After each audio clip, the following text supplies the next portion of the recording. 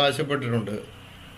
ഈ ഹദീസിൻ്റെ അകത്ത് ഇങ്ങനെയാണ് പറയുന്നത്. സുന്നു തിർമിദി അധ്യായം 50 ഹദീസ് നമ്പർ 3618 പേജ് 965 പറയാണ്, അബൂ സയ്യിദ് അള്ളാഹുവിൻ്റെ ദൂതൻ പറഞ്ഞു, പുനരുത്ഥാന നാളിൽ മനുഷ്യകുലത്തിൻ്റെ നേതാവ് ഞാനായിരിക്കും. ഇത് പൊങ്ങച്ചമല്ല.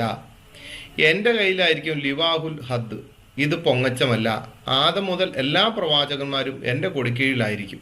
അന്ന് ഭൂമി പിളർന്ന് പുറത്തേക്ക് വരുന്നവരിൽ ആദ്യത്തെയാൾ ഞാനായിരിക്കും. ഇത് പൊങ്ങച്ചമല്ല. സുന്നു തിർമിദി അധ്യായം 50 ഹദീസ് നമ്പർ 3618 പേജ് 965. അപ്പോൾ ഇതും പ്രകാരം നോക്കുകയാണെന്നുണ്ടെങ്കിൽ പുള്ളി പൊങ്ങച്ചത്തിൻ്റെ ആളല്ല. അതുകൊണ്ടായിരിക്കുമല്ലോ പൊങ്ങച്ചമല്ല പുട്ടിന് വീരയിടുന്നവർക്ക് പറഞ്ഞുകൊണ്ടിരിക്കുന്നത്. അപ്പോൾ അങ്ങനെയാണെന്നുണ്ടെങ്കിൽ ഇത് പൊങ്ങച്ചമല്ല എന്ന് പറയുമ്പോഴത്തേനും ഇസ്ലാമിക ലോകം പറയുന്നത് അള്ളാഹുവിൻ്റെ അടുത്തേക്ക് മുഹമ്മദ് നബി കയറി ചെന്നു എന്നൊക്കെ പറയുമ്പോഴത്തേനും ഭൂമി പിളർന്ന് ആദ്യമായിട്ട് പുറത്തേക്ക് വരുന്നത് ഇദ്ദേഹമായിരിക്കും എന്നാണ് പറയുന്നത്. പക്ഷേ ഈ മാതൃകയില്ല എന്ന് പറഞ്ഞ യേശുക്രിസ്തുവിനെ പറ്റി വിശുദ്ധ വേദ